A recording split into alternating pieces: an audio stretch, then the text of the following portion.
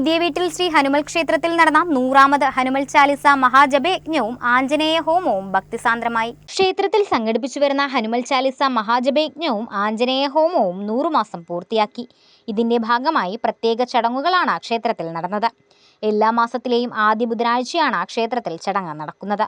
100 മാസം പൂർത്തിയായതിന്റെ ഭാഗമായി നടന്ന മഹാ ആഞ്ജനേയ ഹോമത്തിൽ നൂറുകണക്കിന് ഭക്തജനങ്ങൾ പങ്കെടുത്തു.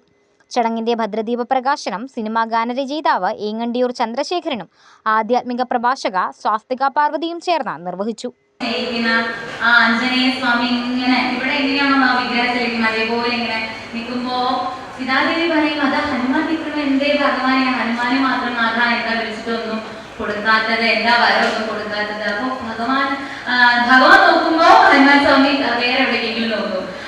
ഭഗവാൻ നോക്കാതിരിക്കുമ്പോ ഹനുമാൻ സ്വാമി പരിപൂർണമായിട്ട് ഭഗവാനെ ഇങ്ങനെ അടിമുടി ഒഴിഞ്ഞു നോക്കിക്കൊണ്ടിരിക്കണം. അപ്പൊ അങ്ങനെ എനിക്കൊന്നും വേണ്ട, എനിക്ക് ഒരു സ്ഥാനവും വേണ്ട, ആ ഹൃദയത്തില് അല്ലെങ്കിൽ ആ പാദത്തിന്റെ ചോട്ടിൽ ഒരു സ്ഥാനം മാത്രം മതി എന്നുള്ളതാണ് ഹനുമാൻ സ്വാമിയുടെ.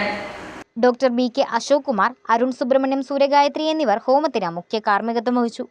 ചടങ്ങിൽ വെച്ച ഏങ്ങണ്ടിയൂർ ചന്ദ്രശേഖരൻ എഴുതി രാജേഷ് അപ്പുക്കുട്ടൻ സംഗീത സംവിധാനം ചെയ്ത ഹനുമൽ സ്വാമിയെ പ്രകീർത്തിച്ചുകൊണ്ടുള്ള ഗാനം റിലീസ് ചെയ്തു. കൂടാതെ SSLC +2 പരീക്ഷയിൽ ഉന്നത വിജയം നേടിയ വിദ്യാർത്ഥികളെ ആദരിച്ചു. President M.V. Rajendran, secretary P.D. Bahuleyan തുടങ്ങിയവർ ചടങ്ങിന് നേതൃത്വം നൽകി.